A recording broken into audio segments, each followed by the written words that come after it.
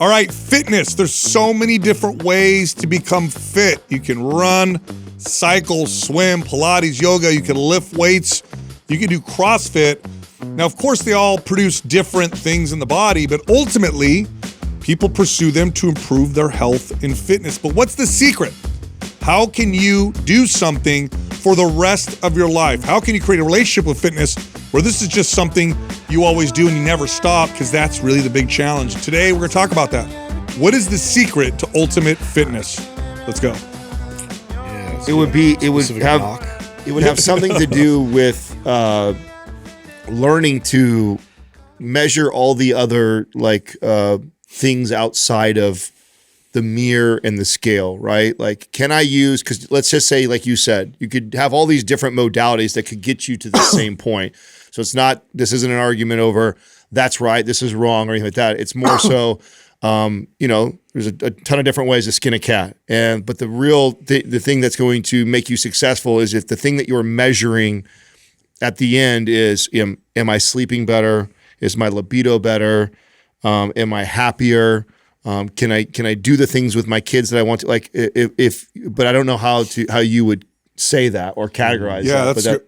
That's really good. That's really good input. So would you say the secret lives within you? Yeah, I guess, if you want to make it weird. Yeah. I think, when we first started, and I'll take it back, right? When we first started the show, we had a couple big goals. One of them was to counter a lot of lies that the fitness industry puts out. And we've been doing that for 10 years. The other thing that we really saw a challenge with was just for lack of a better term, the tribalism that exists in fitness. Yeah. So what you see in fitness is you have these groups, and now all of them are trying to improve their health and fitness. Let's say, maybe not, maybe they'll say that in reality, they're not really trying to do that, but ultimately that's what's happening, or that's what they're trying to do. And you have people who use a lot of bodybuilding or powerlifting or CrossFit or Pilates or yoga or running. And then in these camps or these tribes, what they like to do is poke at each other or point to each other and say, well, that's wrong. That's not good. And what I'd like to point to is that every single one of those can be used in a way that is not going to improve your health and fitness. Every single one of those can become dysfunctional. Also, every single one of those methods can be used to improve the things that you said, Adam. Yeah. You can run, if that's your favorite thing to do, or do Pilates or yoga or lift weights. You can do those things to dramatically improve the quality of your life and develop a relationship with those things to where you want to do it forever. So less than the methods, although I do believe there's parameters of, what works, what doesn't work, and, what's considered appropriate and inappropriate. The application. Yep, application. It's the root.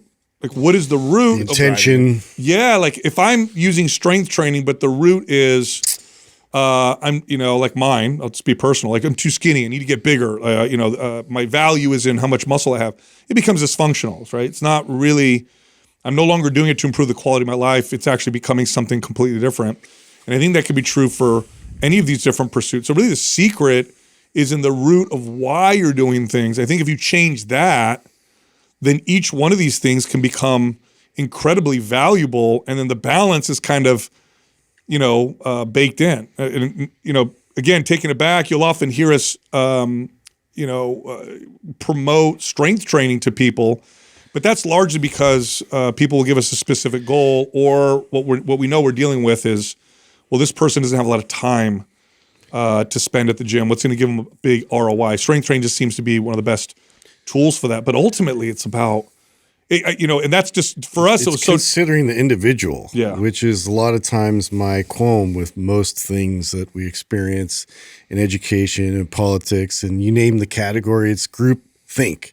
You get swept into it, and it's kind of a natural thing because people get passionate about when things work and what's worked well for them. However, you got to kind of remove yourself back and really assess personally how this is affecting your individual results. And so, that's just something to just always kind of be conscious of being swept into the momentum of the group. I would say it's largely dictated by the application, and the application is mostly influenced by the root. Yeah.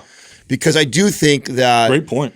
I do think that somebody potentially, we'll just use CrossFit, but insert anything, can be used with it being applied appropriately and get said desired outcome, even if the route isn't ideal, right? Like, so somebody who really understands, maybe someone who listens to this show, but still loves CrossFit. And so they take those nuggets and they go, okay, I hear what the guys are saying, why it's a slippery slope and why, the programming needs more of this. And so they modify their CrossFit training and they measure the things, but deep down, they still want to get jacked. They still want to look jacked, and that's their motivator. So I think that you can still not have the most ideal route driver, so long as the application is appropriate. But I would agree with you. Ultimately, most people's application is applied in relation to their route. Does that make sense? It's a byproduct of it.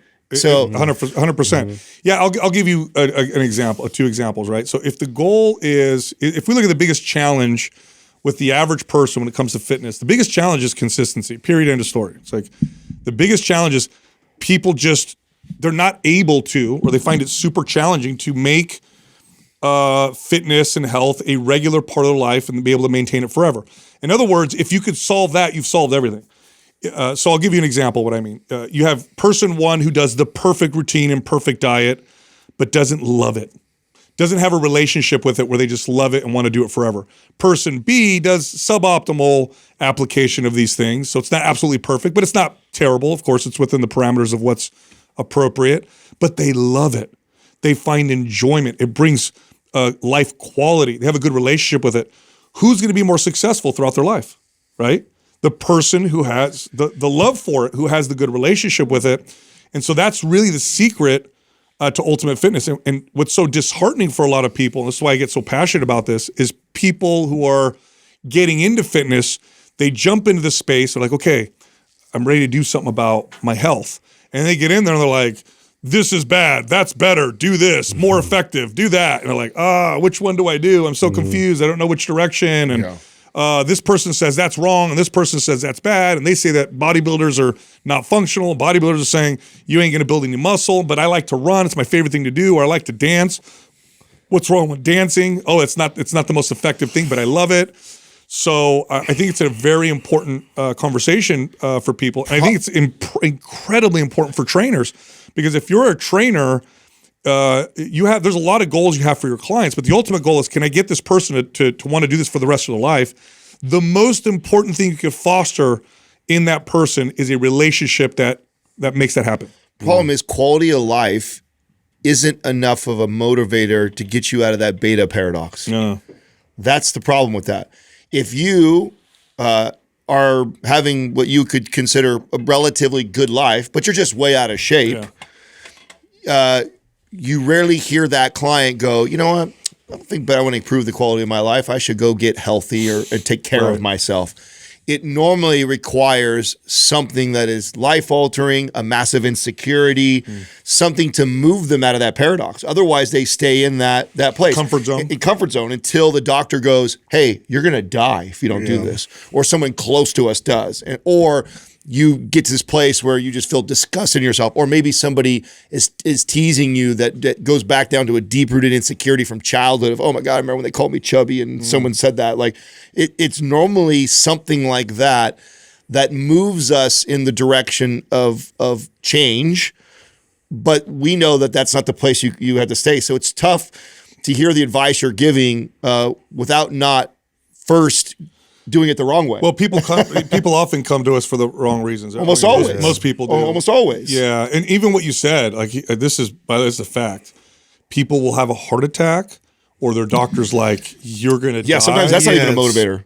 That doesn't improve consistency oftentimes. No, you're right. If anything, they start and they're like, okay, I'm really motivated, and then they go right back. There's people who have heart attacks, and their doctor's like, stop smoking, and then they stop for a while and they go back. So the root is the most important thing. The relationship with fitness and health is the most important thing. If you can build that properly from the right place, the rest of it takes care of itself. Now, I'm not saying there aren't... Correcting something has an end. Yes. Right? Enjoying it and learning to love it, that's indefinite. Yeah, absolutely. But can we do it without first banging our head or first being frustrated, or first, do you think it's a hard possible? sell, but do you think it's possible there's somebody listening right now who doesn't currently work out and goes, you know what, I do want to improve my quality of life, and goes to the gym and goes and does it? Do you think that's possible? Today's program giveaway is MAPS Performance. If you want to win, you have to leave a comment below this video in the first 24 hours that we drop it. Subscribe to this channel and turn on notifications. If you win, we'll notify you in the comments section. Also, MAPS GLP-1 is half off. This is a workout program that has diet advice, lifestyle advice for those of you who are using a GLP-1 for weight loss. So if you're using Ozempic or Wegovy, tirzepatide, semaglutide, or any other GLP-1, this program is specifically designed for you to maximize fat loss, minimize the slowdown of your metabolism, help you keep or even build muscle. You can get it for half off. Go to maps@glp1.com. Use the code GLP50 for the 50% off discount. Back to the show. Possible, but I don't think it's possible that you're going to get on this journey and not fall down 100,000 times along the way. You got to account for that. Yeah. You're going to, like 100. It's like one of those things that I almost feel like nobody's ever done this right out the gates. It's always. It's almost like it's inevitable you had to fail, and it's almost inevitable you had to do it for the wrong reason to then learn that lesson, to then do it the right way. That's why we call it a fitness journey. Yeah. It's a total, it is a growth journey. But if you aim in this direction, and you'll fall the whole way. I still fall, and I'm a fitness professional. I've been doing it forever. I still fall. But if you aim in this direction, every time you fall, you'll try to get back on the path, and you'll stumble your way towards what I'm talking about, which is this kind of lifelong It's so unique. Is there anything else like that? Gosh. Is there anything else that requires most people to be driven by insecurities, life-changing things just to get you moving, and you normally move in the wrong direction first, or maybe not the ideal direction, right? Because your motivator, your root cause, a relationship. It's not ideal. Yeah, maybe you're right. Good point. What'd you say? Pursuing relationships. That might be it. Imagine the guy, the guy or the girl keeps dating the wrong people. That's a good. I like that. Yeah, I like that. And you're like, wait a minute, that's something that I'm after the wrong things. No, that's it. That's actually a great analogy, Justin. It is. You normally missed the mark on that, but that was a really. That's a I really didn't good, ramp water that one. No, yeah, I think that's a really good example, and I can't think of a better one than that, because many people that go pursue relationships think that they're pursuing it correctly or for the right reasons, and something that you learn when you date a lot of people is like, oh shit, this whole time, or you get divorced, that, right? I was looking for the wrong things, or that's a good one. Very few people right out the gates, their first person they date, they hit a home run. Yeah, it was motivated by the right factors. They knew what they're supposed to do. I mean, that's pretty rare, if ever. A lot of people I know there's people out there that married their first love that would probably make that argument. But I don't know if I would call that more luck than it was like you really knowing what you were supposed to get, right? I think having the right guidance helps a lot. Like if you work with a good coach that understands this. Going into it with the right mentality is huge. Yeah, most people don't start with a good coach. So having a good guy, that would be great, using Justin's analogy. I wonder if those people that have had that success of they probably had good examples with their parents. Great examples of parents. They probably had strong faith with good morals.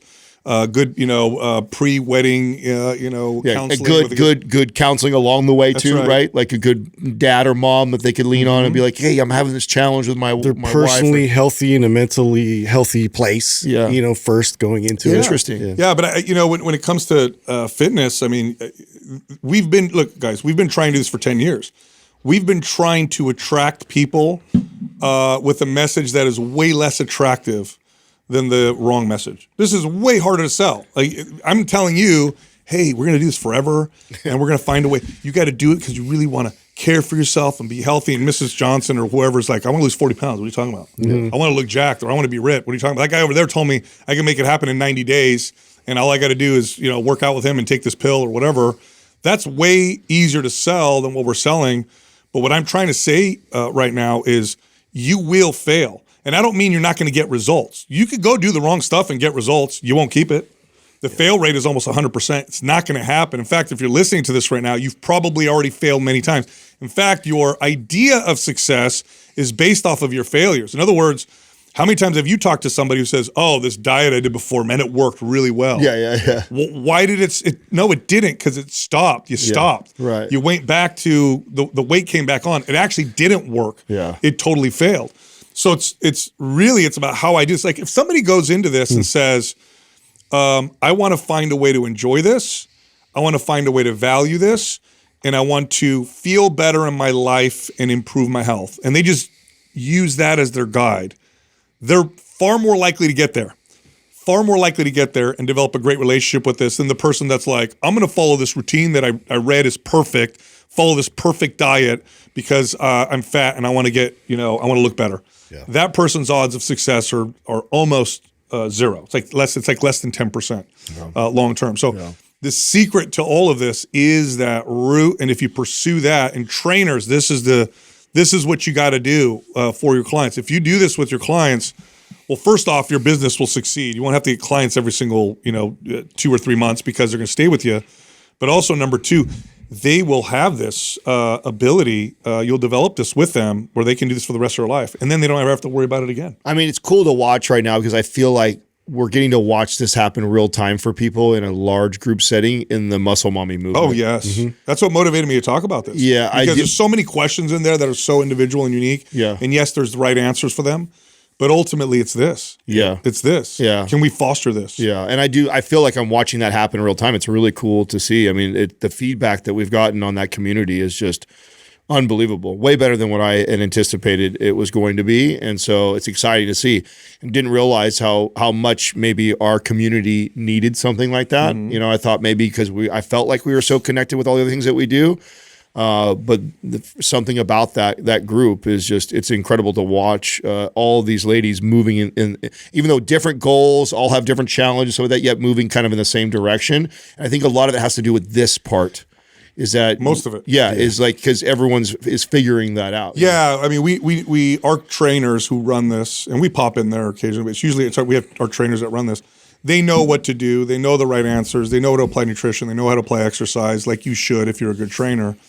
But this is the coaching part, and the goal is: can we get these women? I don't know how many people we have in there now, but can we keep these women on this path now, so that they don't ever want to stop again?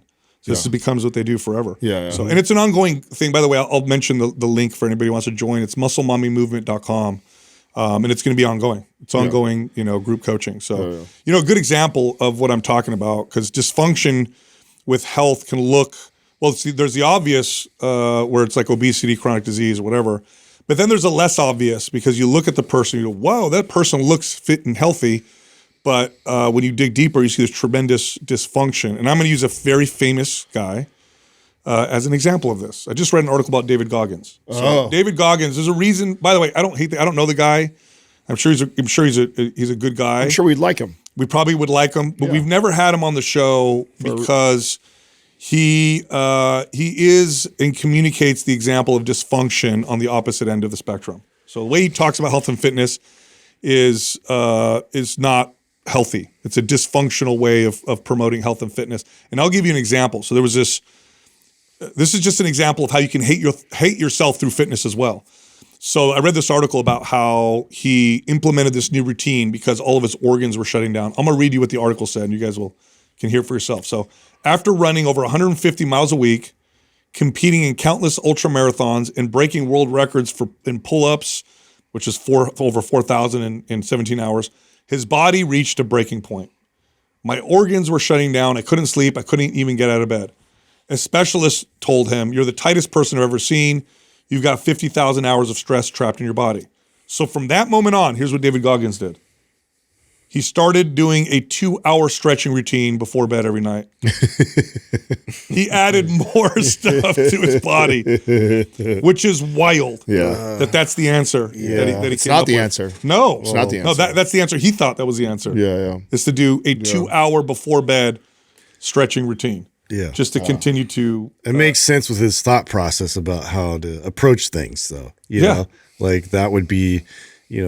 Stretching is going to help to kind of unwind and help me gain a little bit of resolve with the stress and like get it out. But Definitely not. I mean, even the level of intensity of application on that's hilarious. Like 2 hours. a night. Like, I got a plan. Now I'm going to do 2 hours of doing this every day. Yeah. I mean, this is also the same guy who used to take all the hate comments and negative stuff they say and puts it in his headphones as he fucking works out and runs. Yeah. Like he leverages that. It's an incredible motivator though. I tell you what, it is fuel, dude. And I think that's why he's loved so much. Is if you've ever tried to flip hate or insecurity on its head and use it as a motivator, it will propel a lot of people forward or in the right direction.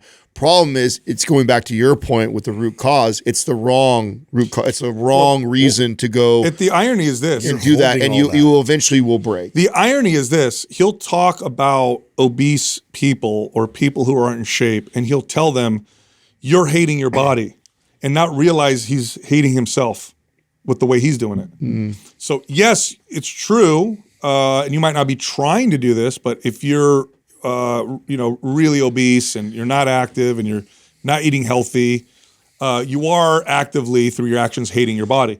But you are also hating your body if you do what he does, which is you go so crazy that you reach breaking points where your organs want to shut down. Was that a recent article? It was a recent article. I don't know how recent those events were. Oh, okay. But the article I found was. I've been meaning to check back in. I saw. I mean, I think I brought up on the show a week or two ago when all the events happened with his daughter online. That's caused a lot. Yeah, that made me sad. Yeah, it's unfortunate. Yeah, but I hadn't followed up to see what the latest news on that is. Anyway, I got to tell you guys funny. So I got on the phone this morning. So my parents are in Sicily right now. So they've been there now for a few weeks. They'll be there for a few more weeks. And this is what both of my parents are from. And my dad, he came here when he was 18 or 19. So they're over there with his family, and they're sending videos and pictures, and it's really cool. It's good to see my dad with his brothers and all that stuff. And the culture over there is it's so intense. It's so loud and chaotic. It's so crazy. They'll send me videos of it's a dinner. And first off, the kitchen is not big because they don't have our family doesn't have a lot of money or whatever. So it's it's like the entire kitchen is taken up by a long table. And they're just all around each other, and it's just bright and loud and blah, blah, blah. And I remember the energy that you would feel over there, especially if you're driving, cars honking. It's a lot of stuff. But anyway, I was talking to my dad, and my dad's like, "Oh," I said, "Oh, how's it been over there?" He's, "Oh, pretty good." He goes, "I went to judo the other day." I'm like, "Oh, great." So my dad went back to his old judo school. He went to go visit. So my dad now is in his 60s, and he's got arthritis from hard labor since he was 9, so he's got his back hurt, all this stuff. But of course he goes to judo. Yeah, and his instructor, gave him a gi. So he's like, "Hey, you should train. You should train with some of us." So my dad was training with the teen and 20-year-old competitors. Of course. So he's going over there, right? And so the main instructor there was a guy that came up with my dad. So he knows that my dad has this inhuman strength, and he still does, even though he's all half broken or whatever. So I guess my mom's telling a story. So I guess he tells these kids who are in their 20s. He says, "Hey, let Domenico grab your gi, and then try and use your grip breaking techniques. Because in judo, if someone gets a good grip on you, you got to break the grip, otherwise they're going to potentially throw you."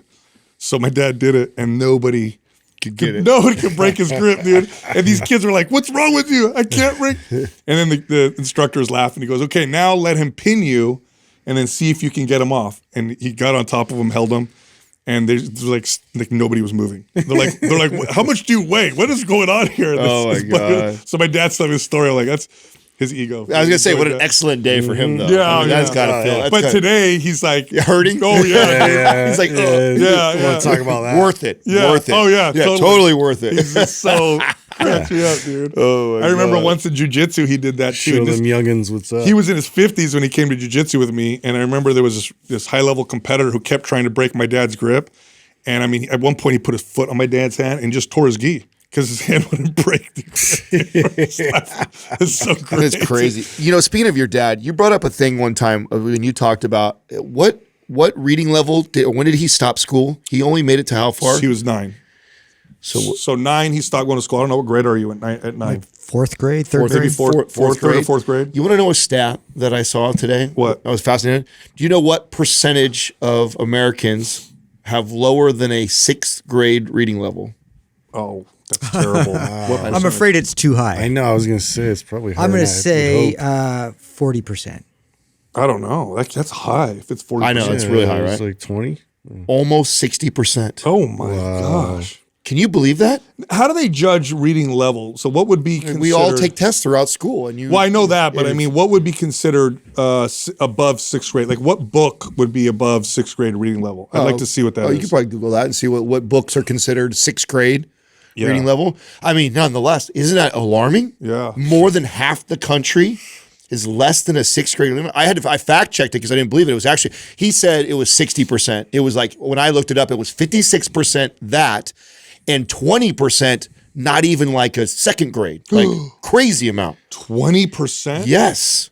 Yes. It was wild. Like I was currently. Like, yes, right now. Yes. Has it been this bad? Yeah, Like, it was a conversation. I think it was Ray Dalio and somebody else. They were talking. Harry Potter is 6th grade. okay. So that's about as high as it goes for 60% of people. Wow. Can you believe that? That was a hard book to understand when I read it. I couldn't understand it. Did you guys get it? No, we didn't. You guys understand what happened? We never read Huzzah! that. But isn't that fascinating? I mean, that's crazy. That's crazy. That's crazy. Well, the thing that more than half of those people are influencing how and what we do in this country is a little scary. You know what's wild to me? I see stats like this all the time. How terribly dumb Americans are. It's like these typical, like, our math, level, our reading level, and yet our entrepreneurial production still outperforms everybody. Destroys everybody. Which I think points to other things. I'm not saying that. You want to know what one of the number one factors for that is? What is the amount of money we have people betting on people? So no other country in the world has as many people that are betting on other people. And that is a huge factor. So explain that. What do you mean by that? So in other words, like, let's say Australia or another and here equal smart people, or let's say there's the equal, like an Elon Musk here and an Elon Musk there type of person.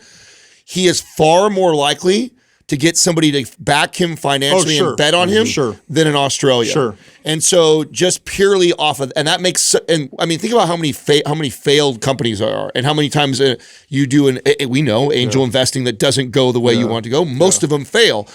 And we can afford, the U.S. can afford to keep doing that until you finally hit that one. Oh, that's interesting. Yeah. And so that's one of the major factors. I think that's part of it. I think the entrepreneurial spirit also has been with us for a long time because so many people came to this country, still do, with this idea that I can make this happen. I can do this thing. I can start. It's a melting pot of ideas. And so people come in. So there's a culture of that. Well, yeah, no. Because I've heard people, like I have friends that are European, Italy. I have some friends, in other countries, UK or whatever, and they say that the culture is more like, oh, come on, why are you trying to stand out? Or, why just go do this other thing? Right. Whereas over here, it's like encouraged just to go. blend in, in some of those other countries. Yeah, so that makes a big difference. Well, yeah, I think it's going to attract even those people. I mean, there's people that fly across the world to go directly to Silicon Valley. Yeah. And then them and 8 other dudes live in a house together, all why that doesn't exist really. Yeah. I mean, there's probably places that have tried to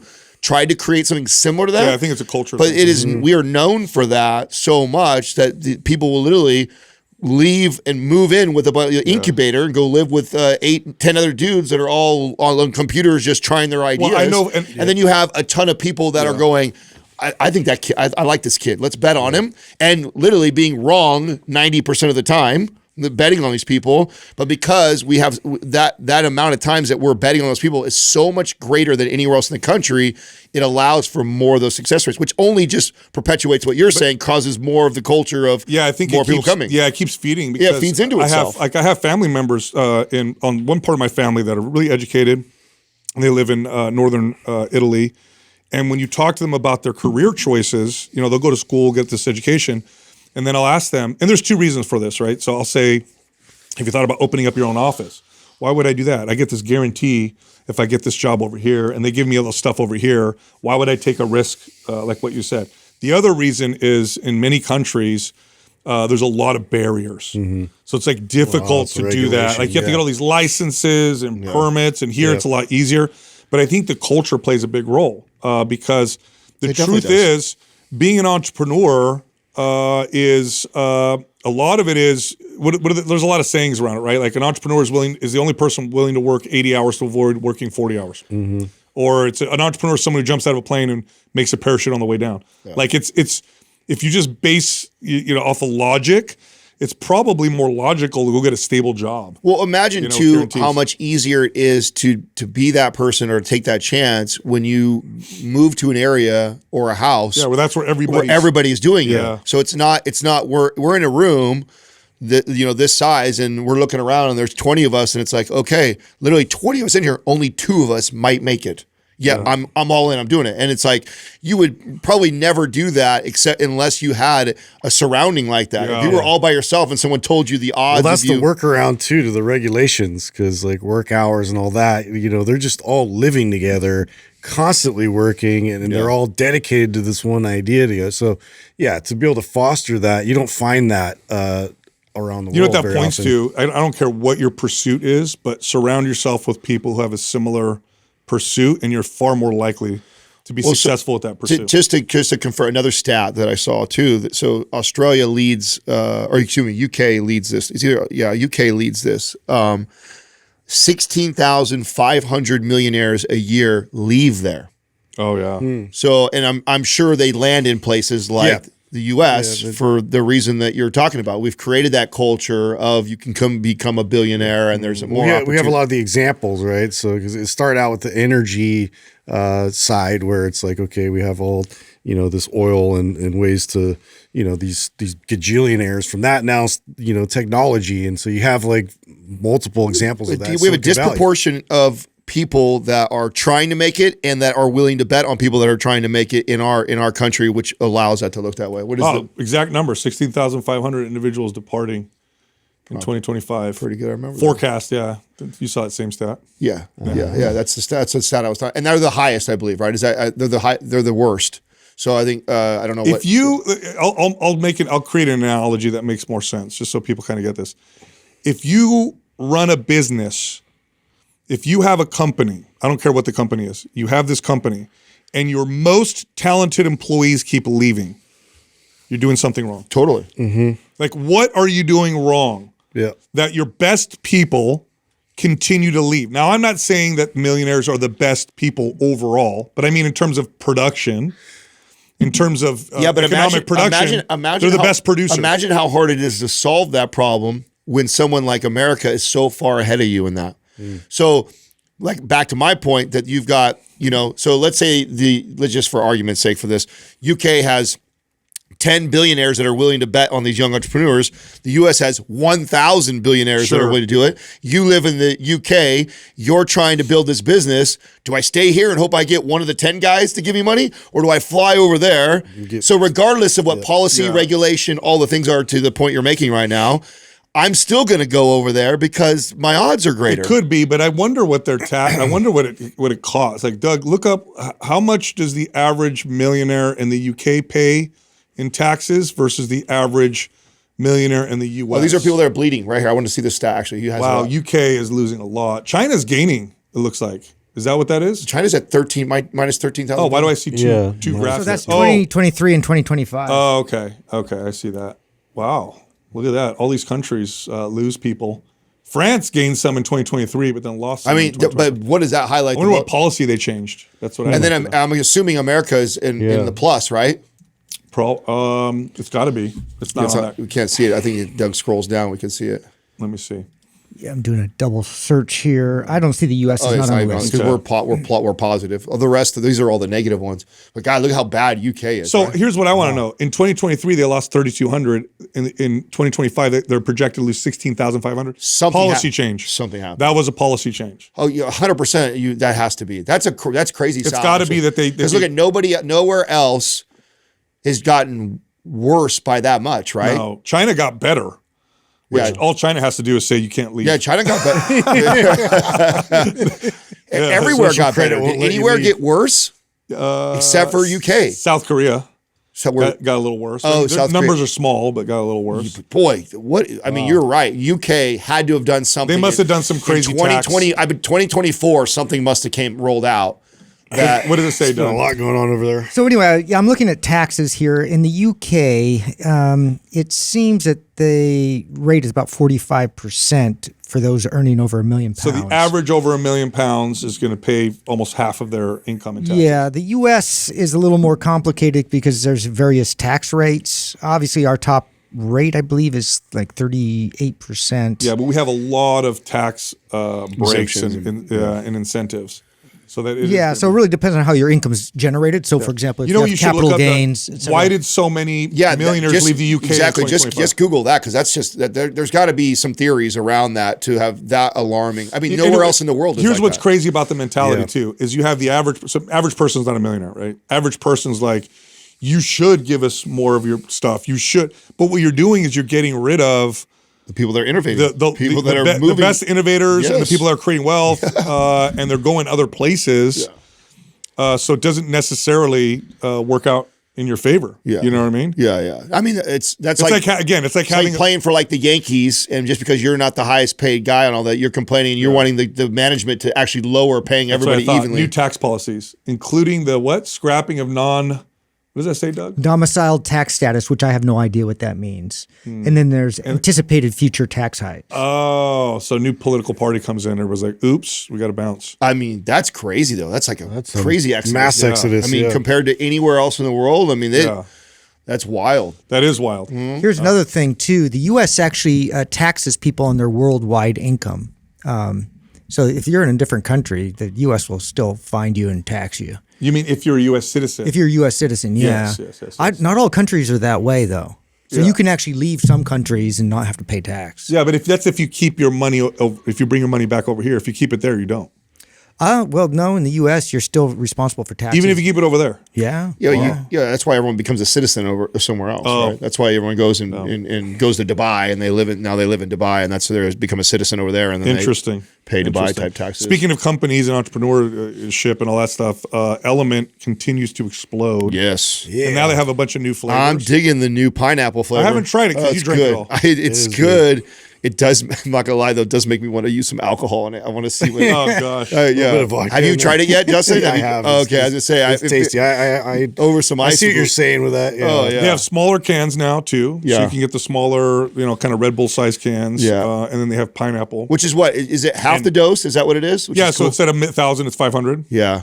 It's Interesting. just a smaller amount. Yeah, I like that. But you said the pineapple is really good. Really good. There's another flavor I didn't try. Didn't you try lemonade? Is it lemonade? Yeah. How's love it. lemonade? It's really good. Yeah. I wonder why they didn't have lemonade before. That makes sense. It's really actually one of my favorites. That would make a lot of sense. Interesting. Yeah, well, I bet you I'm sure, especially a company like them, I'm sure they did their due diligence and surveyed and probably launched. My with their- favorite's still grapefruit, but I haven't tried pineapple yet. Grapefruit's one of my favorites. Yeah. I like That's that. my new. It used to be black cherry, but And I like lime. You know what? Black cherry was for a minute, and I got tired of it. You just overdid it. Yeah, I think the same thing happened to me. Yeah, It's but like grapefruit. I've definitely done way more grapefruit. I have not got tired of grapefruit. I have not got tired of lime. It's just so refreshing. Yeah, Those the two, yeah, they grapefruit. have, and black cherry, maybe that's what it is. Black cherry had more of a sweeter taste to it. And so after a while, it wasn't as refreshing. Nothing is as refreshing as the grapefruit and the lime to me. All right, so I'm gonna do a new vernacular or change, or I'm gonna change what I call my favorite undershirt, which has been historically called a wife beater. Yeah, what are you going to call I it? call it something different now.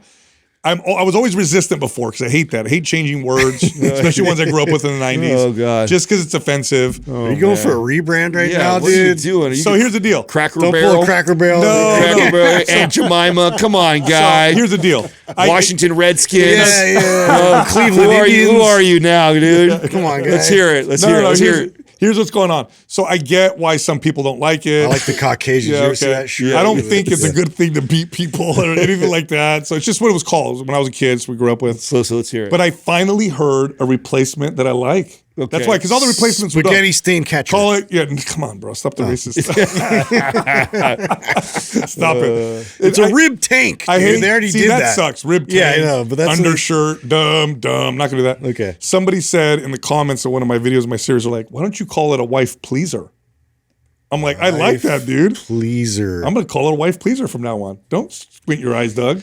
It's a great name. It makes everybody uncomfortable. Yeah. You're going to be uncomfortable either way. I'd rather be a wife pleaser. So I'm going to start referring to my wife pleaser, which I think is also uncomfortable, but I don't mind the discomfort. Yeah, I don't know if I like the rebrand. Yeah. Why? I don't know if I can get behind it. It's honest for me, at least. I know when I'm walking around in it, my wife's pleased. Your thunder tank. Yeah, I like that too. I like Thunder Tank. I can get behind that. Speaking of pleasing people, I'm going to put you on the spot, Doug, because I'm going to bring up an old story. Yeah, he is. I'm going to bring up an old story about your birthday. Remember your birthday when your date? We were all saying nice things about you. Remember this? And I talked about he's quite the giver. No, that's not what she said. Oh, what'd she say? I remember something like that. I remember exactly. We were all going around saying nice things about Doug because he's a great human being, great man, and really it was great. Doug his eyes were watering. All of us were emotional, talking about Doug, how much we love him, and then his date stands up. It's her turn, and she goes, "Yeah, Doug is such a great lover." Such a great lover. She did say great lover. She said he's a great lover. Yeah. All right. That could have been an ad for Joymode right there. You know what I'm saying? That's where I'm going. Doug, how do you like Joymode? Do you use it in that way, or do you use it pre-workout like I do? Is that the secret sauce? Your accessory? I've used it a couple times. I mean, it's good. It's great as a pre-workout. Okay. I think Justin and I use it more like that. I do use it. I've actually given it to my brother-in-law. And I do use it. I like the energy it gives me. Which is awkward to... I use it for what it's supposed to be used for. And as a pre-love? Yes. You still do that? I do. So is it 30, 45 I'm not like all the time, but when there's like times when I know it's going to go down that night and I'm like waiting for her to get ready up there and I'm like, I'm down in the kitchen. I'm on a hot date. I'm down in the kitchen anyways. I know where the Joymode's at inside my. How much of a difference can you tell?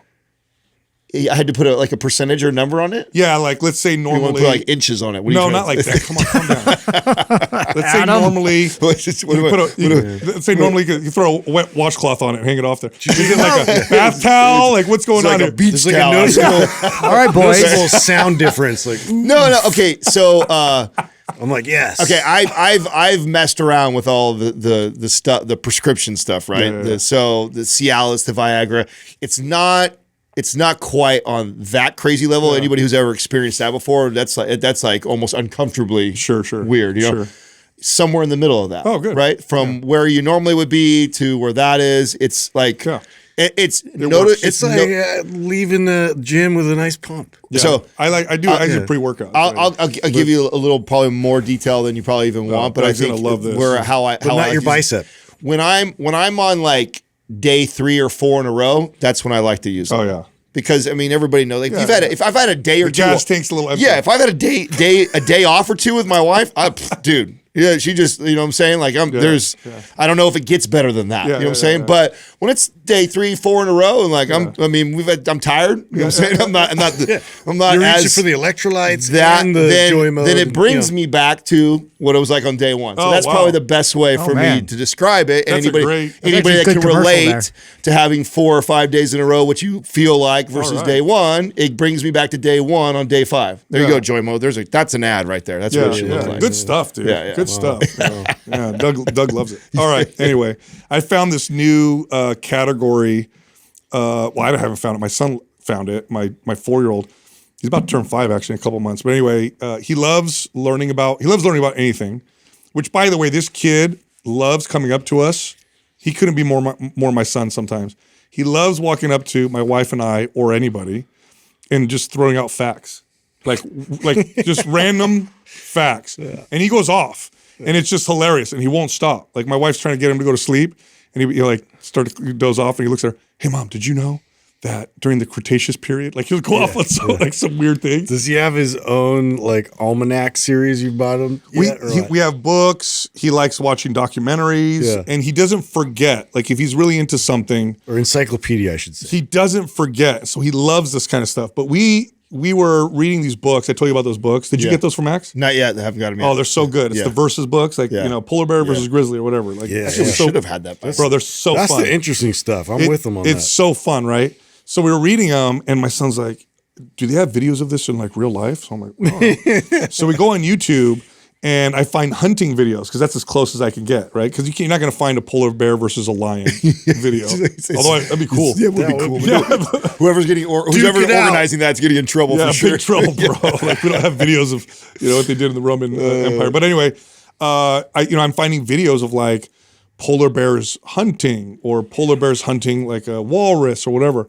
He loves those videos. He loves like predators hunting, prey, and he gets so mad when the predator fails. So if I find the wrong video, like the polar bear's getting the walrus, but then he escapes, I wanted the polar bear to catch him. Find another one. Find me one where it's a successful hunt. So I have to type in there, polar bear successful. Oh my God. So I can watch. He's brutal.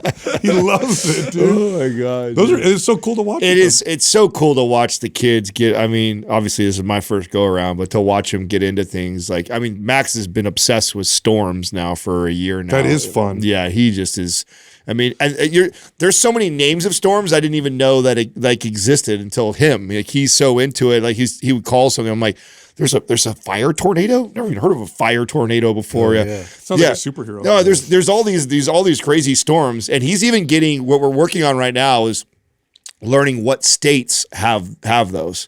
So I'm trying to incorporate a little bit of geography in there so he kind of starts to learn the difference of the states while he's doing it. So it's a little bit of a reach for him right now, but he's getting to the point where Do you remember when you realized, well, maybe not you because you moved a little bit, but do you remember when you realized that our storms here are weak sauce? Yeah. Some of the storms you see in other places? Yeah, once I moved to Illinois and they actually had tornadoes, I was like, oh no, and lightning storms. We just don't really have lightning storms here either. Yeah. We have earthquakes though. Yeah, we do. Yeah, I remember going to Florida to Disney World, when my older kids were real little.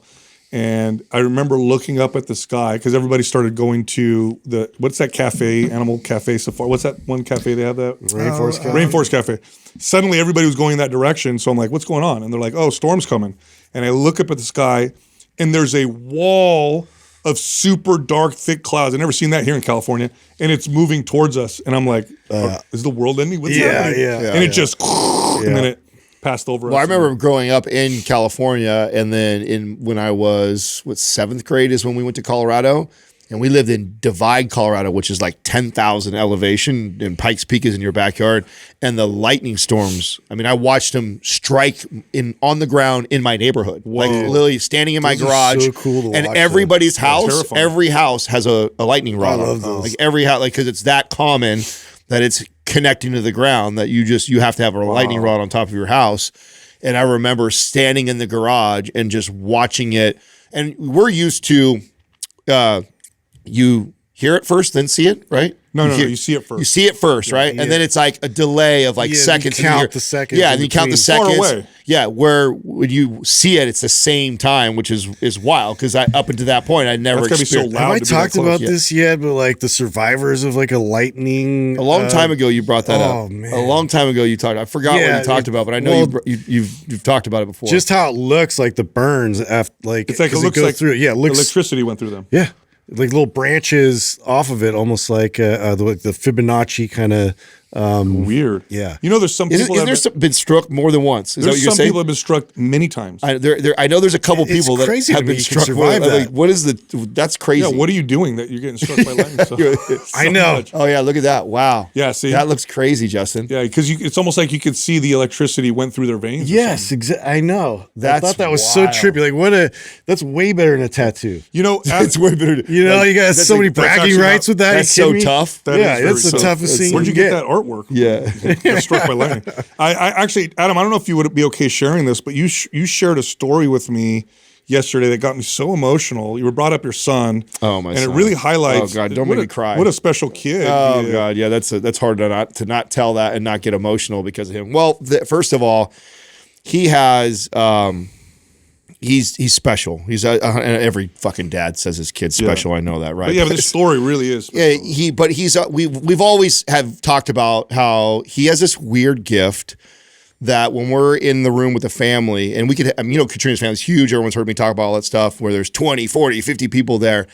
And as adults, you know your family drama and your aunt or your cousin who's going through a divorce or had lost their job, or as the adults, this. My son doesn't know any of that stuff because he's not around to hear that. And it's a trip that I'll know that, like say about a sister-in-law or somebody. And here we are, show up, my son and us, and Katrina and I, to a party of 20, 30 people. And at one point, he will gravitate over to that person and just love on him. And it's a trip because that it could be someone in the family he doesn't even know or hasn't even really been around. Just has that gift of just empathy. Crazy. Just and he loves all. And I don't think they even know that about him, right? Wow. Katrina and I know. And we talk about it all the time. Anyways, it's kind of a known thing between Katrina and I. We don't really talk about it very much or share all the stories like that. It's like one of those things I think as two parents, just like, I feel like we get the gift to see it and everybody else can just either believe it or not believe it. Well, I'm talking to my sister who has been really just ill, going through it. She's got a lot of stuff going on. She watched him this last weekend and we were actually just on the phone. We were talking about something else. And I was, again, talking about, oh, man, it's crazy. Max did this thing, and I'm sharing, like, this intuition that he has. She's like, oh, my God, brother, I forgot to tell you. She goes, the last night, he spent the night with me.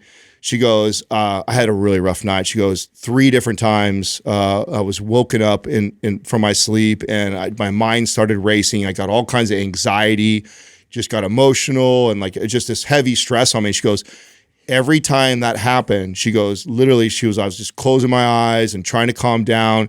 And a couple times I was in tears. And she goes, Max, dead in his sleep, would roll over and put his arm across my chest. Wow. And she goes, and then she goes, I broke down crying and looked up and thanked God for that. And she goes, what was wild about it was not that it happened, but that it happened 3 separate times through the night. And each time it was... He just felt it. Yeah. And so it's like that's so crazy. Crazy stories like that. I have many stories like that of him that he does this thing. And I know that one of the most attractive qualities about Katrina is Katrina has a gift like that. She has this ability. It's why so many people love her. She's so empathetic. I take so much. I try and learn so much from her to be more of that. And to see it in my son as a child is it's a trip to watch. Yeah, trip to watch happen. Love it. Luminos by Entera has skincare products backed with incredible peptide science. The highest doses of the peptides that work, like GHKCU, that you'll find anywhere. So they have skincare products. They also have products you can put on your scalp that have been shown to help regrow hair. This is medical grade stuff. It really does work. If you want the science, go with Luminos by Entera. Go to enteraskincare.com. That's ENTERA skincare.com/MPM. Use the code MPM. Get 10% off your order. Back to the show. All right, real quick. If you love us like we love you, why not show it by rocking one of our shirts, hats, mugs, or training gear over at mypumpstore.com. I'm talking right now. Hit pause. Head on over to mypumpstore.com. That's it. Enjoy the rest of the show. This segment of the podcast is brought to you by Mind Pump Fitness Coaching. This is the #1 course that teaches trainers and coaches how to build sustainable 6-figure plus businesses and careers in fitness. Look, it's roundtable based, so you can hear Adam, Justin, and myself teaching you how to build a better business, get more leads, close more deals, close bigger deals, and be more effective trainers. By the way, our course is nationally recognized. In fact, it gives you 1.9 CEUs with or for your NASM certification. Find out more at mindpumpfitnesscoaching.com.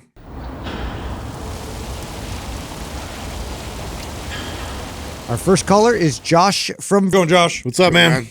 Hey, how y'all doing? Good. How can we help you? So this is my first time trying a 9-day push-pull legs rotation where I do hypertrophy PPL, strength PPL, then volume PPL. So each 9-day block has all 3 phases built in. In the past, I've always done the more traditional style of the 4-week blocks. So 4 weeks hypertrophy, 4 weeks strength, 4 weeks volume. I train 6 days a week with 1 active recovery day. I'm not doing 9 days straight. So my question is, would I see better results sticking with this new approach where all 3 phases repeat every 9 days for 12 weeks? Or is it more effective to dedicate the 4 weeks to each phase across the 12-week program? That's impossible. My goal is to maximize performance and muscle growth. Yeah, I don't know. Yeah, that's impossible to answer, bro. They're both, either one is fine. This is a hair splitting question. How long you been consistent? Maybe we could give you something that we think will give you some noticeable differences. Yeah. So I've been consistently strength training now for about 3 years. I've lost 60 pounds within the last 2, I believe it was. So like I'm seeing plenty of results. So I just trying different techniques and different strategies. And I was just curious if it really made a difference. Well, the difference in this is only you're going from a 4-week block to a 3-week block, but everything else is pretty much the same. It sounds like, the only way to know, Josh, with someone like you, because you're in a good place right now. You're really consistent. You've been seeing great results, and you can play with all these little tweaks and see how your body feels and how you respond. Now that's given, or that's assuming diet and sleep and everything else is on point, because if those aren't on point, we always go there first. Yeah. And that's also assuming if you've been really consistent, like you don't miss a workout and you've been lifting 6 days a week for a while, oftentimes what gives you the best gains is to back down to like 3 days a week. So, or switch, like this is very similar to what you're used to doing, and so if you create a new stimulus, do something completely different, get out of the push-pull legs, go to a full body, do that, you're going to get more from this. Isn't that novel to what you're used to doing? So if you're looking for which one is going to be better, well, man, we're definitely splitting hairs on how similar these two training programs and blocks are. So if you wanted to get a stimulus that is going to give you more gains than what you're currently doing, I would tell you to go way further away than what you're doing, like something totally different, and that's more likely to give you more of a stimulus, more results. How do you measure if you're progressing or not? Because you're saying you're getting good progress and gains. What are you looking at? Yeah. So right now, I'm getting back onto a lean bulk right now, so I'm starting to see strength gains again. Okay. Before it was just leaning down. So just how I felt, how my clothes were fitting, how my weekly pictures were looking. But now, like I said, I'm trying to just gain back the muscle mass. So just seeing strength over weeks. Yeah. You're in a really good place, because this is when you can try different things and start to figure out what works best for your body. The one thing I would say that I would ask you to consider is, are you training at different planes of motion? Are you avoiding developing imbalances? Because at this stage, when you're this consistent, you're seeing good progress, and your training is getting advanced in the sense that you're starting to tweak things like phasing and stuff like that. Yeah. You want to make sure you avoid overuse injuries and starting to develop pain, because that could really be a roadblock to someone like you. But I mean, have you tried a full body 3-day-a-week routine within the last 3 years? No, not full body. No, sir. You'd be surprised. Yeah. You'd be surprised at how, especially on a bulk, at the strength gains and size gains you would see. Well, and it's just far more novel from what you're currently doing. You're not really moving that far away from what you were already doing. So if you're looking for a novel stimulus, that would probably move things in the right direction. How much total volume? Give me an idea how much total volume you're doing per body part for a week. So actually, the program I'm doing right now is the MAP split program. So that's a lot of volume. Yeah. Yes, sir. That's a lot of volume. I think if you did a full body Monday, Wednesday, Friday, you did a total amount of volume per body part around between 14 to 18 sets. So in other words, you would divide that up over the 3 days, do the compound lifts, a couple isolation movements. So you'd probably see better gains doing something like that, because it's so different. So is this how this went? Were you following like a different program, and then you purchased a MAPS program that's kind of like with the style that you were already doing or you liked? Is that how this went down? So I've actually had a few programs from y'all. I started, I know this is kind of backwards, but I actually started with the aesthetics program. Yeah. And then I also have the anabolic. I think that I got that one in like some package special y'all had a while back. But the split one is the one that I've enjoyed the most. Yeah, I mean, I like lifting like that too. You would really benefit though from like performance. Or if you have you done anabolic yet since you've bought it? I have, but I have not done anabolic in a while. So and you do the 3-day-a-week version of that would be good. Anabolic Advanced would be another program that you could do, that you could try. Cool. Yeah, but when you're starting to, here's the thing, like it's hard to know what's going to move the needle the most with someone like you at this point. Generally, it's the bigger the difference, the bigger potential for the needle to move. Okay, but that being said, you're at this great place where have fun with your training and pay attention to how your body responds. And then kind of see. And now here's the rule. A lot of things work. Yeah. Nothing works forever. Yeah. So that's the thing to consider. You're at year 3. Like this is like when things start to get more challenging, to really start to see things moving in the direction you want. So pay attention to like how your body responds. Okay, I see now when I do this kind of rep range, I seem to do best with it, but I got to move out of it right around here. These exercises seem to do best for me. Full body produces this feel. Splits produce this feel. Mobility, man, if I don't do mobility every 3 months, like I start to hurt in these areas. And so this is where you start to figure things out for yourself and really start to individualize, what your routine looks like. So, but to what you're asking here, I mean, it could move the needle, but I don't know. Maybe. Yeah, one thing I've noticed with it, and it could just be a mental thing, I do feel a little bit fresher doing it the way where I, rotate between the hypertrophy, volume, and strength every 3 days. But like I said, that could just be a mental thing. I've only been doing it this way for about 4 weeks now. So. Yeah, I mean, split's got so much volume that the thing you want to consider managing the most is recovery. Yeah. Because it's such a high volume program. So if you feel like you're recovering better, then that's probably the right direction.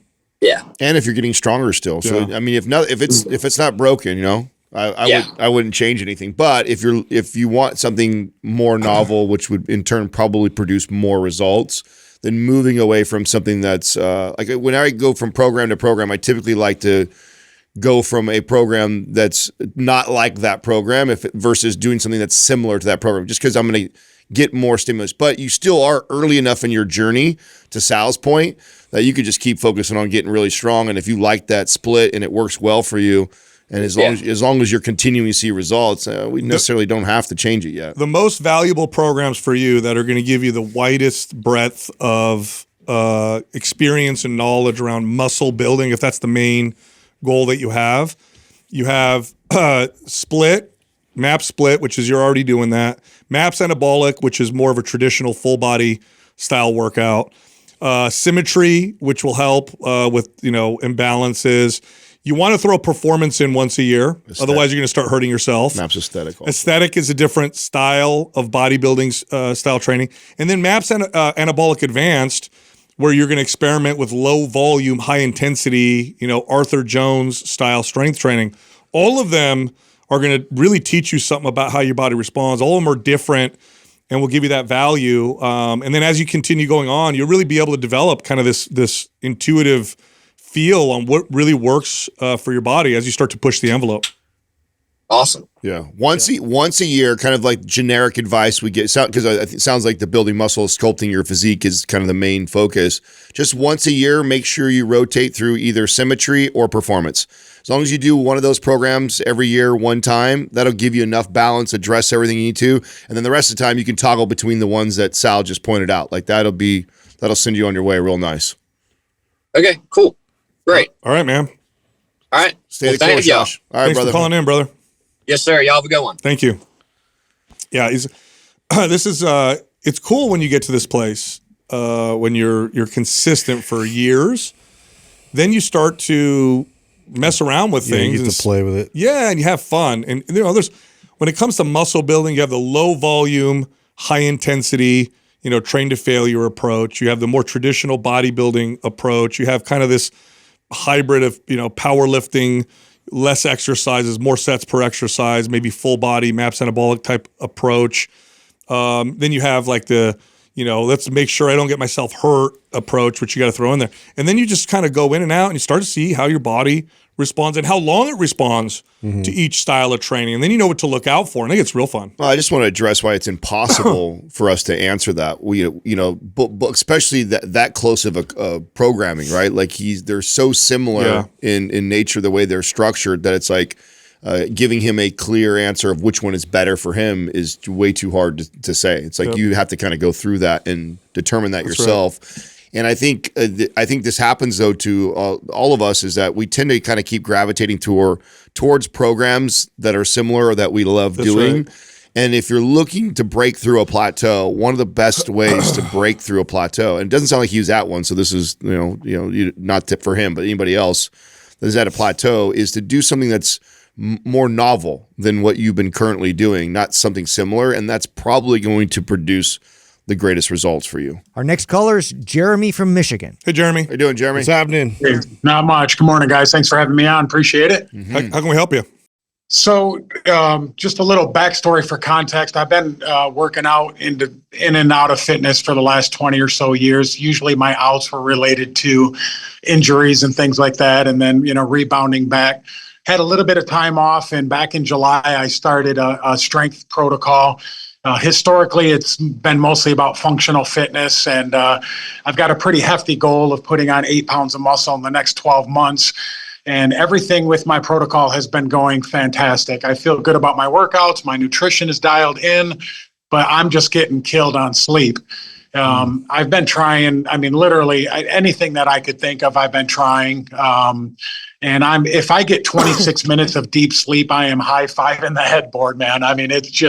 It's so rare for me to get a good night's sleep. I have my Apple Ultra, that's my tracking device, if you will. And it's showing that, some nights I'll get 7 hours, but I'm maxing out at, close to an hour of REM, and it's usually 15, 20 minutes of deep sleep. But it's just starting to wear on me, because now here we are, at the end of September. I've been grinding pretty heavily. I'm doing a 4-day split right now. I'm doing interval sprints on my 5th day.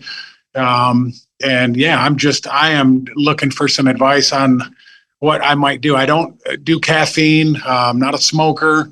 I'm going to bed early. I've Googled everything that you can think of, what supplements I might take, that sort of thing.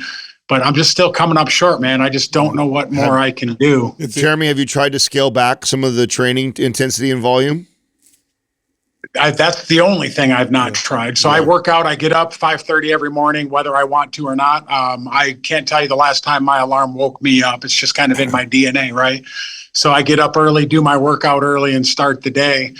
And I'm in bed typically by 9 o'clock is a later night for me. I start my wind down routine around 8 o'clock, get rid of digital, and I stop eating and drinking 3 hours before bed. Drop the thermostat down to 62. This is easy, Jeremy. This is easy. You're overtrained. Yeah. Classic. Yeah, you need to back off. Very classic overtraining. So if you wake up in the middle of the night restless, like you're awake, you got a restless feeling, and then you're kind of tired but wired, you're overtrained. Yeah. Copy. So, what's a realistic way to scale that back without going to zero, right? No, you don't want to go to zero. You can go you can scale it down if you want it to take longer, but if you want it if you want this to work faster, take the week off. Yeah. Don't train for the next week. We did a reset guide that'd be perfect for you to follow. So we did. Is that under? We got that. Yeah, it's a free guide. Is that at mindpumpfree.com? Yes. Yeah, okay. I'll have Doug send you a link to that. Take a week off. When you get back into training, cut the volume in half. You're overtrained. 2 days a week. Yep. Go to a 2-day-a-week type of program. And do you have MAPS Anabolic yet? I do not. Okay, we'll send you MAPS Anabolic. Follow that 2 days a week. This is very, very classic overtraining symptom. Really? Yeah. Classic. Yeah. It feels like this. Go to bed exhausted, fall asleep hard, wake up in the middle of the night restless. And it's like hard to go back to sleep, and I can't go back to sleep, and then I kind of do, and I kind of don't. And then I'm up, and I'm wired but tired. And context here matters, Jeremy. It's not like you may not feel like you're like the training is so crazy or way overdoing it. It's in the context of you're not getting good sleep, you're getting up early, you're not getting a lot of, and so therefore it is very much so overtraining. So if you were getting great sleep and rested and all the things, then maybe it would be okay. But I'm going to guess that I think scaling back to 2, watch should notice a difference. Yeah, I'm going to guess that you're just like putting your nose down and just going through the workouts, and I'm going to make this happen no matter what, and I got this goal. Yeah, I mean that's just me in a nutshell. Where regardless, so I don't do anything halfway. So maybe to my detriment sometimes. Oh yeah. Here's what's going to happen. You're going to take the week off, probably by day 4 or 5, or by the end of the week, you're going to sleep, and you're going to be like, okay, here we go. And then when you get back on, cut everything in half. And if you're and you should exercise appropriate amounts of exercise. Of course, produces results, strength, muscle, but it makes your sleep better. Yeah. Exercise does not make sleep worse unless it's too much. Yeah. And then that's the classic, like easy symptom to notice right out the gates. It's that right there. Especially since you're doing all the other things. Yeah, I knew right away. I was reading your question as you were talking. Oh, he's overtrained. Yeah. Yep. Yeah, well, that's good to know. So then as I kind of tailor back into this, doing the 2 day a week, what's the recommendation on how long I maintain that, or should I never get back to that 4 day split? Am I just...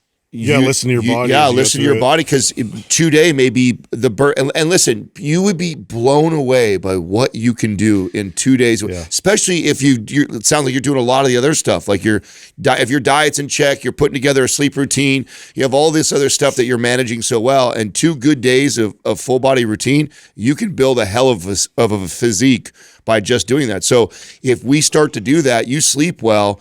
I mean, maybe at one point, if you're missing the extra workout so much, I go, all right, maybe try a 3rd day, see how you feel. Okay. And then slowly, and then it's like try a 3rd day, stay that way for like 3 weeks, and really determine how you feel before you even consider strength going is your indicator through this whole process. That's right. And here's the other thing too: as you get older, less volume is required to build muscle. Okay, so I train less now than I ever have, and I get still good results, and it's probably going to continue to scale down. This is true for everybody. So 2 days a week, full body strength training. Even if I had someone in their 20s, I'm going to give them great results. A 50-year-old guy is perfect. You're going to build the most muscle and strength doing that. And the rest of the week, just stay active. That's it. Jeremy, one thing we didn't ask about or talk about, just curious, have you done blood panels and seen kind of hormone and testosterone? I have. So back in July when I got started, just again, because I'm 50, I want to make sure I'm doing things right. So I linked up with the health and wellness kind of concierge company, and they did they took 6 vials of blood and a urine test on day 1. Okay. They did a full body scan. Back in July, I was about 12.5% body fat, but that was using one of the InTouch or whatever those in-body scans. So it wasn't like DEXA or anything. Yeah. They said my muscle mass was great. Grip strength was great. Everything looked pretty dialed in. And I've been pretty consistent with my diet for years. I mean, that's not a new thing for me. I mean, I'm kind of ridiculous about it. It's part of my ADHD. I like to weigh my food. I like to track my macros. Oh, yeah. So I'm staying as dialed in, but that's just part of my life. So it's not a burden to me like some caution. Jeremy, you're going to see such great results with MAPS Anabolic too. Just follow that. Where was I'm so convinced. Where was testosterone for you? Were you good?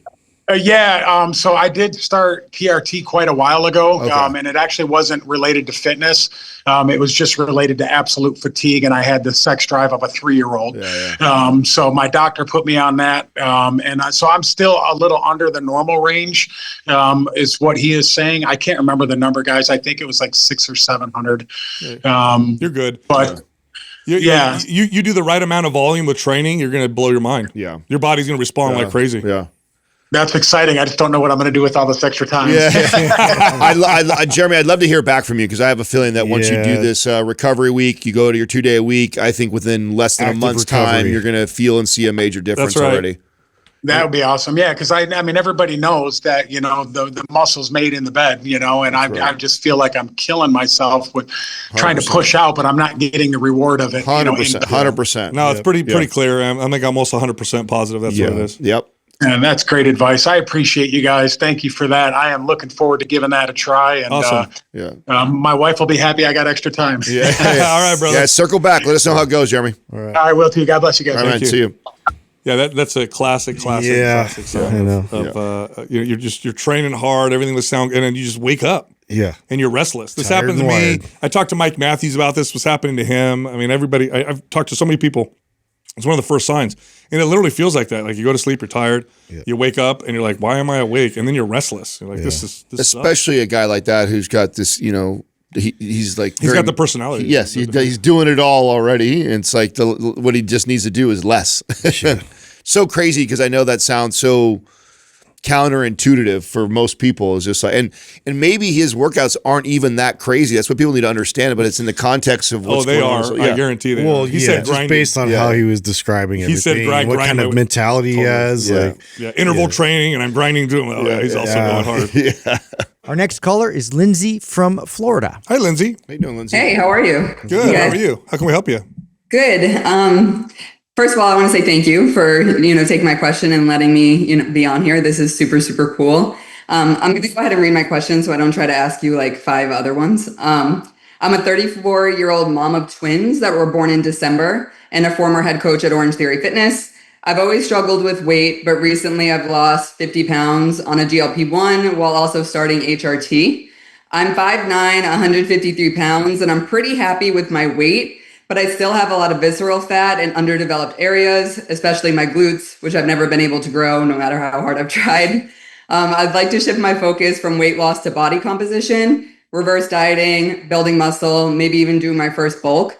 But where I'm kind of caught up is with my GLP-1 and HRT and losing weight so quickly, I kind of don't know where to start with maintenance calories, tapering off the medication, and how to set myself up to actually build muscle. What do you guys suggest as my next step? You're still on a full dose of GLP-1?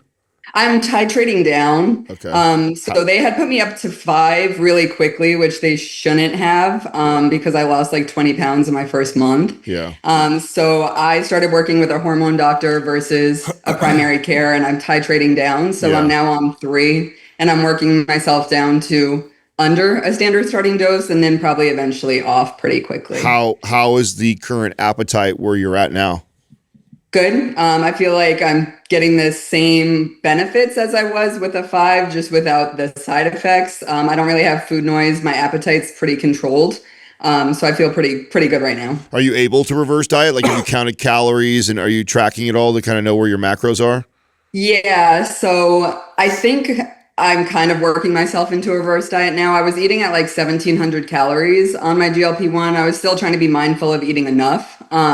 So I was trying to work up to like 2,000, maybe 2,100 calories, which is what I started yesterday. Yeah.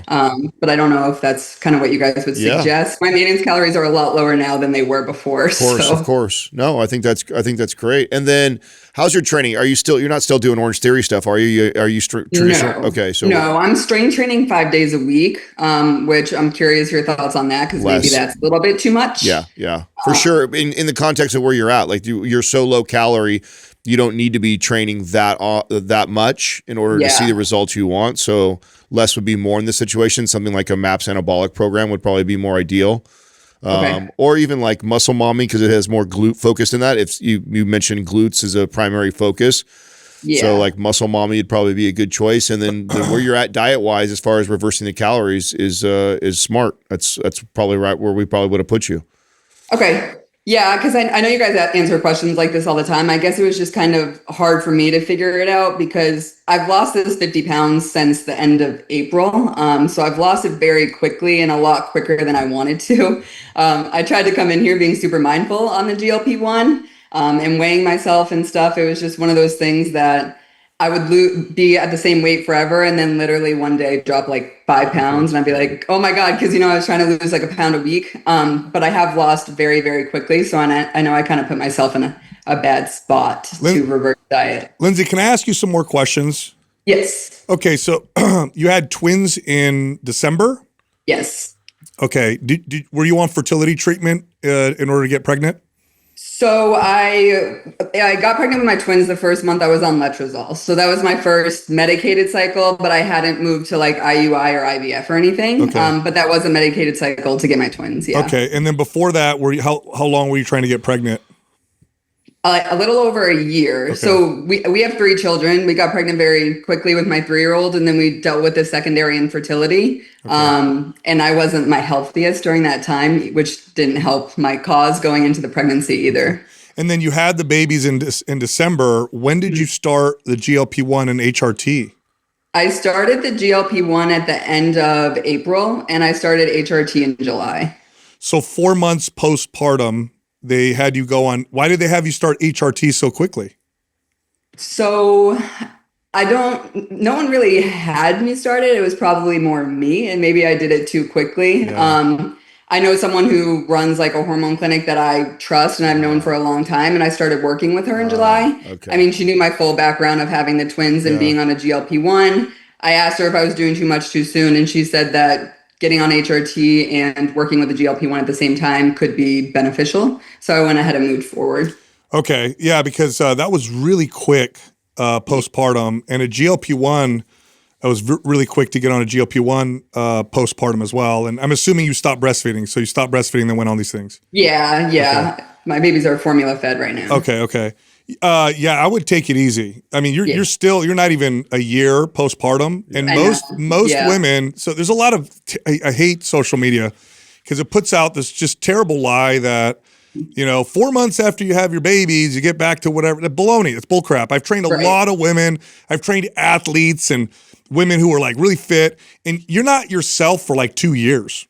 Right. That doesn't mean you'll get back and you don't start getting in shape and start, but it takes like 2 years to get back to who you are. So the HRT GLP-1, I think that was a little quick. I think it would be good to scale down the GLP-1 so you can reverse diet. I think you're moving in the right direction. Yeah. More calories, less training. 5 days a week is just you'll do better with MAPS anabolic regardless. Mm-hmm. And then go up to 2,100 calories.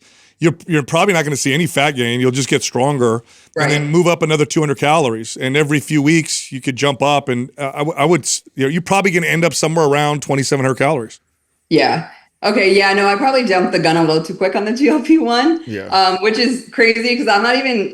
Obviously, people care about aesthetics to some degree, right? Yeah. That wasn't my main concern. It was like I felt tired and terrible all the time with my 3 under 3, and then I was starting to ache in places I've never ached before. And I started trying to work out and do everything. I've lost weight before twice, like 50 pounds or more. Yeah. And the things I had done were not working at all. So I guess I moved pretty quickly to my GLP-1 along with labs, like my cholesterol and triglycerides and all of that were high. So I moved towards it. But when I say it out loud that it was 4 months postpartum, it kind of sounds a little crazy. Was this baby weight that you were losing? Like what were you at before you got pregnant? I was probably closer to like 185. When I was a coach at Orange Theory, I hung out around 160. But like I said, during my secondary infertility, I was still working out, but my diet was definitely not that great. So I was a little higher than usual. Got it. So I went into my pregnancy a little heavier than I normally was. Take your time is the only advice I'm going to give you. Yeah. Because even on HRT, if you push too hard with diet and training and all that stuff, especially with 3 kids, 2 of them being under, a year. So I know sleep is so it's going to be on and off type of deal. Like your body will crash if you push. So just take it easy, and you'll get better results if you take it easy. Lindsay, did you see the Muscle Mommy group that we just launched? I heard about it because I listen to your guys' podcast all the time, but I haven't looked into it. You got to get in. You got to get in there. I mean, we just had Dr. Lauren on there last week, who's all about women's hormones. And the community is not just women following Muscle Mommy; it's just women who want to build muscle. Yeah. So, and it's 100% centered around ladies. And we have 2 trainers in there that run it, and so you have access to really good trainers, and they can help with this whole process of reverse dieting. Yeah. Awesome. Yeah, that's what I need because I've been doing in-body scans, and my in-body scan says I'm at like a 19.5% body fat, but my stomach does not look like that. Like it's my stomach problem, which is what I'm mainly. I know it needs to be a body composition thing at this point. You got to build. Yeah, build muscle. That's it. Everything's focused around building muscle right now. For the next year, it's all you should do is build muscle. I wouldn't let you cut for a year. I would just get you strong. Yeah, but you're doing the right things. Coming down on the GLP-1, reverse dieting. This is the right path. Scale back. We'll send you over MAPS anabolic.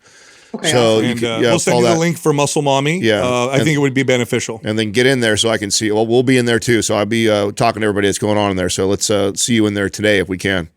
Okay. Yeah, for sure. I really appreciate it. Thank you guys so much. I kind of worked so hard to get to this point, and then I'm like, oh my God, what did I do? Yeah. No, you're good. Yeah, you're all right. You're on the right path now. Yep. Awesome. Thank you so Thanks, much. Lindsay. All right, Lindsay. Bye. Bye. I'm So surprised that somebody gave surprised that a doctor would recommend HRT and a GLP-1 4 months postpartum. I actually thought she's talking like the previous December, not like this December just passed by. Like I was like, oh wow, very quick. That's just wild, and that's why I asked if she did fertility before, because that will affect your hormones. And I'm like, okay, was she on HRT before? Because then I'd understand continuing it, but no, she went on fertility.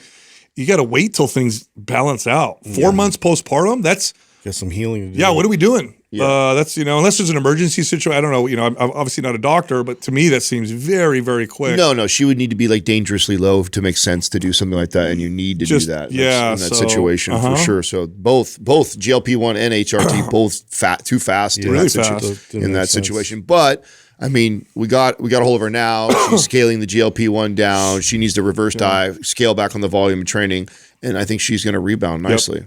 By the way, the link to that group is musclemommymovement.com. Thanks, Doug. Our next caller is Jason from Nevada. What's up, Jason? What's up, Jason? Hey, guys. How you doing? How can we help you? I'm a longtime fan of the show. I love everything you guys do. It's great to meet you finally. Thank you. My name's Jason. I'm 48, about 6'2", weigh 185 pounds, and about 19% body fat. I've been strength training for about the past 7 years, initially through CrossFit, but now I'm more focused on traditional lifting. I also do some yoga, and I try walking as much as I can. I'm a business owner, a husband, and father to 3 kids. I have boy, girl, twins that are 11 years old and a 9-year-old daughter. So time's always a challenge for me. But fitness remains a priority. What's unique about my situation is that when I was 17 years old, I had a large lymph node in my neck, and it was surgically removed. During that procedure, my spinal accessory nerve was severed, resulting in significant long-term damage to the nerve and leaving my left trapezius muscle essentially useless. For years, I avoided strength training thinking it wouldn't be effective. But fortunately, when I started lifting in my early 40s with CrossFit, I haven't looked back. I've seen amazing improvements, and I feel stronger and healthier than ever. That said, though, I do have a couple of issues I'd love your insight on. One is regarding the trap injury. So I have, muscle imbalance and issues with my aesthetics. And so the surrounding muscles have to overcompensate. And so I noticed the asymmetry. Are there any specific exercises or strategies that you guys would recommend to improve balance and maintain aesthetics despite this permanent limitation? I did give some pictures of that imbalance. I'm not sure if you guys have access to that. The other question I do have is that I have suffered from chronic sleep problems my entire life. Rarely do I get 7 hours of sleep. Typically, I get about 6.5 hours a night. Sleep is tricky for me, though. Sometimes I'll go 4 to 5 hours. I'll go weeks with just 4 to 5 hours of sleep. I've explored everything to fix this problem: therapy, sleep hygiene, medication. Currently, I take magnesium, glycine, and melatonin. My big question, though, is with the sleep problem that is chronic for me, it's difficult for me to fix, is how much is my lack of consistent sleep quality limiting my muscle growth? Is it possible still to make meaningful progress even with the compromised sleep? Appreciate you guys' advice and look forward to hearing what you guys have to say. Okay, so with the sleep stuff, yes, you can make progress. Yes, it also hampers things. So it does make it difficult, but it's been a long time.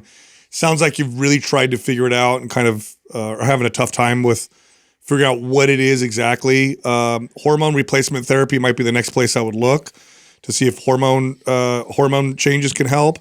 You could also look at a peptide called deep sleep-inducing peptide.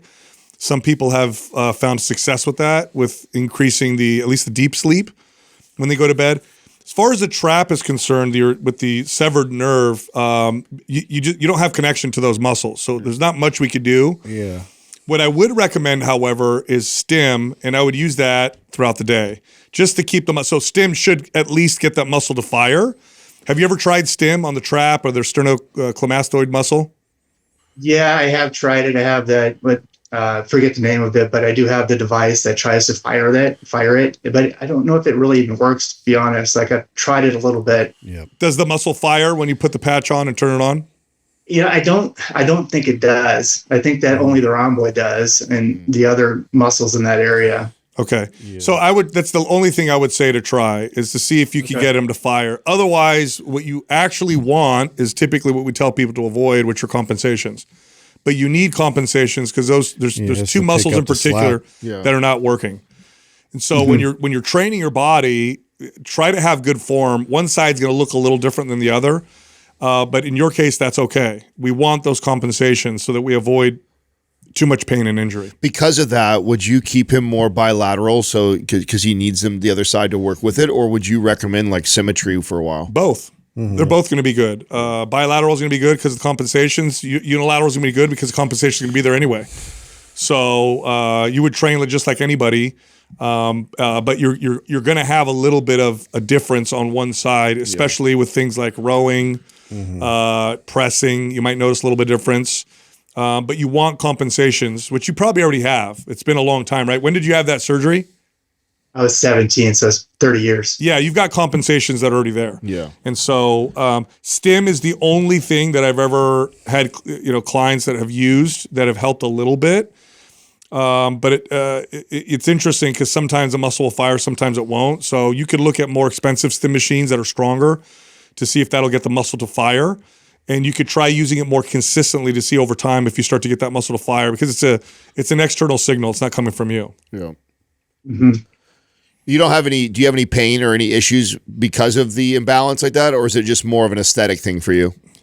I do have some pain. It's not constant, but it comes and goes. I'll get like some shooting pain down like the back left side of my arm underneath my armpit. I find though that if I continue to work out, it's always better. Yeah. And so I noticed though, if I focus like on just like front muscles, that the pain gets worse. So I have to do deadlifts and bench pressing to kind of keep my balance on both sides of the body. It seems to help reduce and limit the pain. Do you get any mid trapezius activation, or is it just upper trapezius activation that doesn't happen? That's the thing is like the upper trap definitely doesn't work. The lower and mid trap, I might be getting something there, but I can't really tell. It still feels like it's awkward, but like when I look at it visually, I don't get, sometimes I've seen the injury with people like really bad winging of the scapula. Yeah. And my winging isn't super pronounced. So I might have some. A lot of seated row. Yeah. Yeah. Well, you got your serratus muscle still works. So that's stabilizing the scapula. Your rhomboids are still good, so that's helping to stabilize things. You're probably getting some mid-trapezius activation. The sternocleidomastoid muscle is also not working, but you have other muscles there that help support the neck. And your imbalance doesn't look that bad, honestly. No, I could only really tell with the picture that you sent where your arms are out. Because you told us to. Yeah. You're looking right at it. Yeah, but it doesn't look that pronounced. But the standing one, I couldn't tell. If you just said, hey, do you notice anything? I wouldn't have noticed anything. So, but keep training as normal. Mm-hmm. I like the 2 to 3 days a week that you're currently doing. Are you running any of our programs? I did you guys' your legacy program, the anabolic. Yeah, okay. MAPS 15 might the only one I really tried. MAPS 15 would be good for you. Yeah, Jason. with the lack of sleep that you had mentioned, I think that would be good. Yeah, you might experiment with the volume of that would be good. Yeah, MAPS 15 might be great for you. Yeah, send that to him. Yeah. We'll have That'd be great. You'll have Doug send you that one. Yeah. Casually. It's hard for me to fit in long workouts, that's for sure. Oh yeah, you'll like it then, dude. You'll like it. It's very convenient. But you're doing a good job, Jay. Yep. You're doing a good job with what you're doing. Cool. Appreciate it. Thanks, guys. Yeah, you got it, man. All right, we'll send that over to you. Great. I appreciate it. Thanks so much. You got it. Yeah, a nerve is severed. That's you just can't. There's nothing you can do. No, I'm like you can't add mobility drills to reconnect. It's just like one of those. Well, and it's you have to well, pull the plug. Sal's point too. This is opposite advice than we normally give, right? We want to try and fix that where you we want to reinforce the compensations. You want those compensations when you don't have a muscle. If you didn't have a muscle firing or working, and that you can't fix that, to take over the function. Yeah. The thing too is when you have nerve damage, although his was severed, so that's a whole another ball game. But I've had people who've had some nerve damage.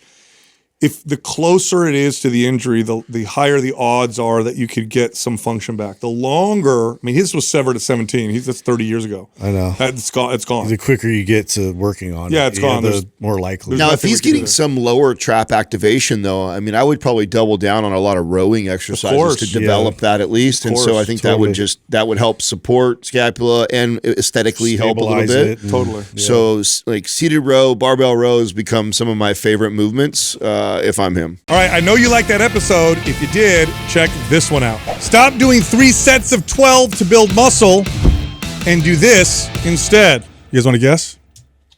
Stop doing the 3 sets of 12 and do this instead. With that intro, my guess is you're going to tell people to change the rep range up to 5x5 or low rep range. Do you guys remember when you're going? Yeah, so oftentimes we get stuck in like a set count and a rep count or a range that's